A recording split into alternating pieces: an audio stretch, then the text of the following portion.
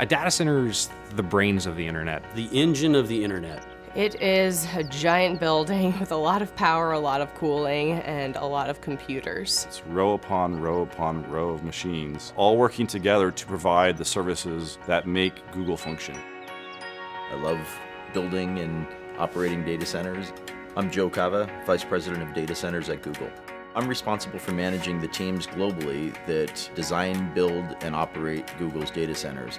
We're also responsible for the environmental health and safety, sustainability, and carbon offsets for our data centers. This data center here in South Carolina is one node in a larger network of data centers all over the world. Of all the employees at Google, a very, very small percentage of those employees are authorized to even enter a data center campus. The men and women that run these data centers and keep them up 24 hours a day, 7 days a week, they are incredibly passionate about what they're doing. In layman's terms, what do I do here? I typically refer to myself as the herder of cats. And I'm an engineer, hardware site operations manager. We keep the lights on. And we enjoy doing it. And they work very hard. So we like to provide them a fun environment where they can also play hard as well. We just went past the 3 million man-hour mark for zero lost time incidents. 3 million man-hours is a really long time, and with the number of people that we have on site, that is an amazing accomplishment.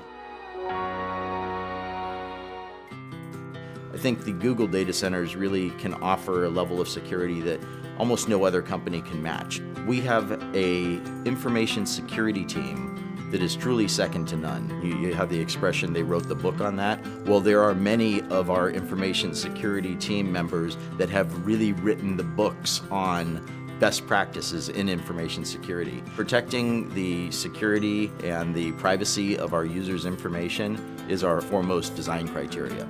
We use various layers of higher level security the closer into the center of the campus you get. So just to enter this campus, my badge had to be on a pre-authorized access list. Then to come into the building, that was another level of security. To get into the secure corridor, which leads to the data center, that's a higher level of security. And the data center and the networking rooms are the highest level of security. And the technologies we use are different. Like for instance, in our highest level areas, we even use underfloor intrusion detection via laser beams. So I'm going to demonstrate going into the secure corridor now. One, I have to be on the authorized list with my badge. And then two, I use a biometric iris scanner to verify that it truly is me. Okay, here we are on the data center floor. The first thing that I notice is that it's a little warm in here. It's about 80 degrees Fahrenheit. Google runs our data centers warmer than most because it helps with the efficiency.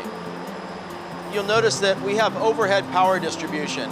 Coming from the outside yard, we bring in the high voltage power, distribute across the bus bars to all of the customized bus taps that are basically plugs where we plug in all the extension cords. All of our racks don't really look like a traditional server rack.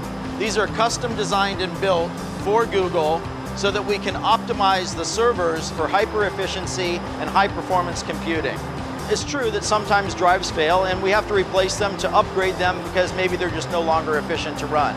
We have a very thorough end-to-end chain of custody process for managing those drives from the time that they're checked out to the server till they're brought to an ultra-secure cage where they're erased and crushed if necessary. So any drive that can't be verified as 100% clean, we crush it first, and then we take it to an industrial wood chipper where it's shredded into these little pieces like this.